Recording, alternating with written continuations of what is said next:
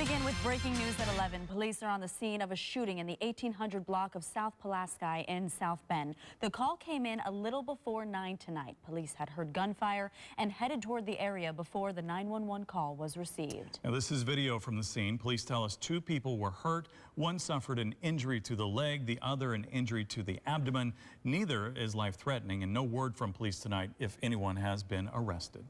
New details on what happened in the moments before 3 children were killed getting onto their school bus. Investigators testified that 24-year-old Alyssa Shepard told them she didn't see the kids until it was too late. Police have charged her with reckless homicide in the deaths of 6-year-old twins Xavier and Mason Engel and their 9-year-old sister Olivia Stahl. 11-year-old Maverick Lowe is in stable condition tonight after surgery for his injuries. Shepard told police she dropped her husband off at work and had 3 children in the backseat of her pickup. She said she was dropping her brother off at her mom's house so he could get changed for school. The detective testified that Shepard said she came around that corner and she saw there was something with lights. She did not recognize it immediately as a school bus. In fact, she said she's trying to figure out what it was. The detective says by the time she realized the kids were right there in front of her, a woman driving behind Shepard told officers she saw the school bus clearly, but realized the pickup was not slowing down. She said the truck's headlights illuminated the children as they were crossing the highway. Investigators say the bus driver told them he saw a car in the distance, but didn't have reason to think the driver would not stop. He said at the last second he hit his horn, but there was nothing he could do. Shepard faces up to 19 years in prison if she is convicted. Yeah, we've also learned that Tippecanoe Valley Schools is moving the bus stop where those kids died beginning tomorrow morning, so just in a matter of hours. That stop will be moved inside the Miser Mobile Home Park. Superintendent Blaine Conley says he will also create a safety review committee with district leaders and the sheriffs of Kosciuszko and Fulton counties. They'll look at the other stops in the area to see if they are safe. People who live along State Road 25 say they're happy the stop is moving, but more needs to be done. Before you jump, before you say, I think I have a solution.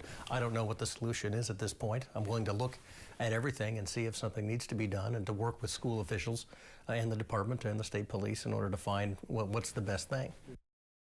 The National Transportation Safety Board is also investigating the deadly crash. Investigators will look at the roadway itself, the school bus, and the pickup truck that hit those children.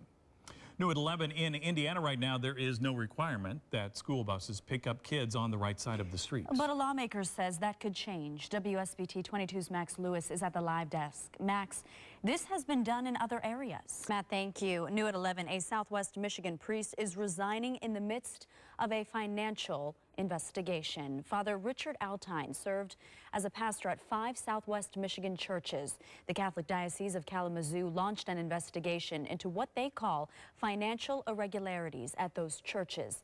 A diocese spokeswoman says the churches served by Altine did not meet accounting standards. Altine announced his resignation in a Facebook post citing medical and mental issues.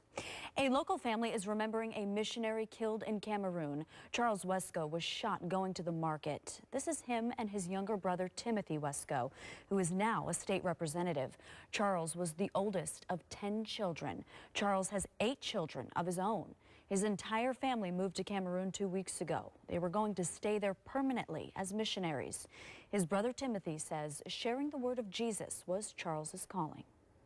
Charles's whole life is about living for Christ, but in dying, we know he's with Christ, and we know that he's even better off than he was here. The family is finalizing funeral plans. President Trump is on the campaign trail again, and he is making immigration his central focus. He says he stands by statements he made, saying he may try to end birthright citizenship through an executive order. The president also talked about increasing the amount of military force at the border to 15,000 to deter the caravan approaching the U.S. border with Mexico. The caravan is an estimated 2 months away.